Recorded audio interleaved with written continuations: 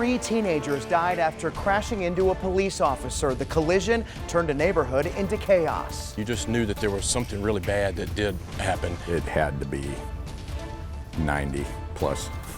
It was fast. What we know about the officer who was hurt. Plus, the candidates for governor make another call for peace days after someone tried to kill Donald Trump. We cannot allow political violence to take root in this country. But we've also got to make sure we don't inflame those who may take those words too far.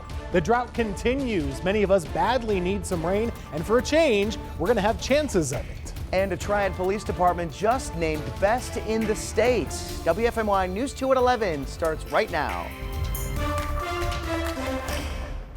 Get used to seeing these 4 faces a lot over the next few months. We now know the matchup, and we're getting to know one of the nominees better. Vice presidential nominee J.D. Vance addressed the nation for the first time tonight since Donald Trump picked him as his running mate. Vance served in the Marine Corps and is in his first term in the Senate. He was just elected to Congress in 2022, and since then he's quickly become a prominent player among Republican figures. He formally accepted the nomination for vice president tonight. Vance says he looks forward to helping Trump take back the White House. Friends, tonight is a night of hope, a celebration of what America once was, and with God's grace, what it will soon be again. Vance would be one of the youngest vice presidents of all time if elected. He turns 40 in just a few weeks. Only 2 other people were younger when they were sworn in. He says he looks forward to winning over voters. Vice President Kamala Harris campaigned in Michigan today. Tomorrow she'll be returning to North Carolina to speak at a campaign event in Fayetteville. She was in the Triad last week speaking at Dudley High School. She's made many stops to our state so far this year. And former President Trump is set to speak tomorrow night. It'll be his first time speaking publicly since the attempt on his life. He first appeared at the convention on Monday night, just 2 days after the shooting. Trump will formally accept his party's presidential nomination in his speech. We will carry that speech live on WFMY. Coverage begins at 10 p.m. We learned new details tonight about the man that tried to kill Donald Trump. Investigators say Thomas Crooks looked up pictures of former President Trump and President Joe Biden online before the shooting on Saturday. They also say that the shooter visited the rally site at least one time before the event. Investigators have struggled to identify a motive for Crooks. They've spent the past few days digging through phone records and social media.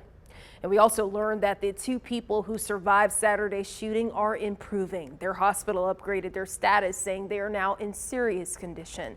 People held a vigil tonight for the former fire chief who died in the shooting. The Pennsylvania governor says Corey Competor died protecting his family during Saturday's shooting. He had a wife and 2 daughters. We heard from both candidates for governor today. They each agreed political violence cannot be tolerated. There's been a lot of rhetoric from all sides and from every quarter. And I think one of the silver linings of this thing is it's going to make everybody, I mean, when I say everybody, I'm including myself, the president, the current president, the former president, all parties involved, the press, everybody's going to have to take a step back and really examine what we say. We cannot allow political violence to take root in this country. We have to use and be careful about the language in our public speaking. In America, we settle our political differences with ballots and election booths, not with bullets. Each said today they are grateful Trump is okay after the shooting. They stressed the importance of being able to share ideas freely without fear of violence. We learned today President Joe Biden has COVID. He was scheduled to speak at an event in Las Vegas but had to back out. The White House said Biden is experiencing mild symptoms. The president will fly to his home in Delaware and self-isolate while continuing to carry out all his duties. Biden has had COVID in the past and is taking Paxlovid. New tonight, the race for president just got more crowded in our state. The State Board of Elections agreed to recognize the We the People Party. That means Robert F. Kennedy will appear on the ballot in November. The The party needed to get thousands of signatures to give it legitimacy with the state. There are now 8 options for president on the ballot. A couple dates to know. The Democratic National Convention in Chicago kicks off on August 19th, just over a month from now. Early voting for the general election opens 3 months from today. Election Day is on November 5th, and you can count on us to keep you informed throughout the entire process. Flipping the weather, Tim, looks like our area could see some rain soon, pop-up storms that will help after the dry weather we've experienced. Yeah, we really need it, Sydney. You know, tomorrow morning we're going to be getting a new update on the drought, which I fully expect to show it's getting worse in North Carolina. So we need the rain. Where is it? Well, it's almost like somebody built a dome over the Triad. Take a look. This is proof positive of what I'm talking about. Notice none of the storms making it into our central Triad counties, but boy, is it raining in parts of our state. And this is just kind of the nature of the beast this time of year. Storms pop up in some areas and not in others. We've been really unlucky for a while here in the Triad. This is over to our east, Durham there, Raleigh just off screen. This is up near the North Carolina-Virginia border, Roxborough. Flash flood warnings posted, tons of rain coming down. Rockingham County, you got a little bit tonight, but let's talk about the next 2 days. Dry in the morning, that much is pretty much guaranteed, but by the afternoon and evening, we'll watch the radar and see where these storms try and pop up each day. We're going to have these renewed chances for occasional rain and occasional storms as we go through the weekend, and tomorrow is just kind of the start of that trend. It will not be quite as hot as we've been. Of course, we've been in the 90s for a while. I'm expecting tomorrow to have a high of 88. There is a low chance one of those storms could be severe. There's also a chance, just like I showed you, that if you get a slow mover, it could produce some flooding. 88 tomorrow. We'll talk about the extended forecast coming up. 3 young boys died in a car crash after their car slammed into a Greensboro police cruiser. Officers say they refused to pull over for a traffic stop. Police told us that 2 14-year-olds and a 15-year-old were inside the car. They say their car collided with a patrol car on Walker Avenue late last night. That officer has serious injuries and is in the hospital. The collision startled people in the neighborhood. The crash turned the quiet overnight hours into chaos. And you saw them pulling 1 or 2 out and then immediately pulling them away to get them away from the fire, and then immediately started CPR. And then it was so chaotic, and at that point I wanted to back up. I wanted to be respectful of the space, but I saw enough to know that something really tragic had happened. GPD says it's looking into whether officers followed department policy. Meantime, all officers involved are on administrative duty. Both are standard protocol. New at 11, Burlington police arrested 2 people, including a 16-year-old, on a murder charge. One of the suspects is 19-year-old Chasten Moses. Police did not share the name of the teen suspect because of their age. They say the suspects got into an argument with a man named Kamori Booth when they shot him. Booth is the son of the owner of Old Sharky's Grill. The restaurant was closed yesterday as the family mourns what happened. Police expect more charges to come in this case. Controversy around a local nonprofit has a new chapter tonight. Greensboro City Council wants to know how the Interactive Resource Center will address several recent concerns. If it doesn't like the plan, funding may not get approved. It comes after leaders raised concerns about the number of 911 calls made to the IRC. WFMY News 2's Giselle Thomas spoke to those involved about what needs to happen. IRC leaders plan to meet tomorrow to discuss its future. City of Greensboro leaders want the IRC to come up with a 30, 60, 90-day plan. The center will need to break down how they run their operations as the city considers a $1.2 million request for funds for the nonprofit.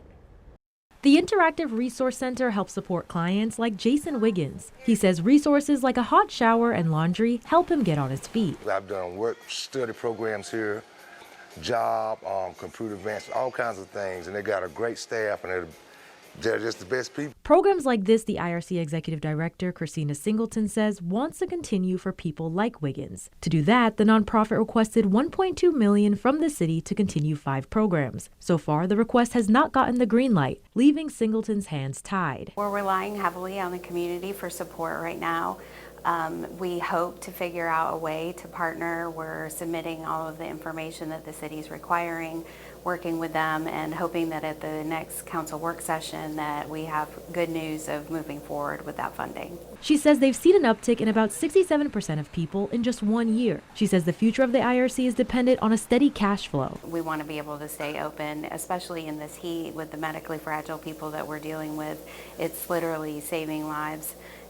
We want to be able to stay open. Mayor Nancy Vance says the city has no intention to close the IRC. She says the city wants to see the nonprofit improve in areas that raise concerns for neighbors. She says the city plans to move forward once it gets a clear answer on how the IRC plans to handle its operations for the next 3 months. What we wanted was more information about their operations to make sure that they were safe, that people in that building who weren't acting right, what do you do with them? Lately, there have been complaints surrounding the IRC.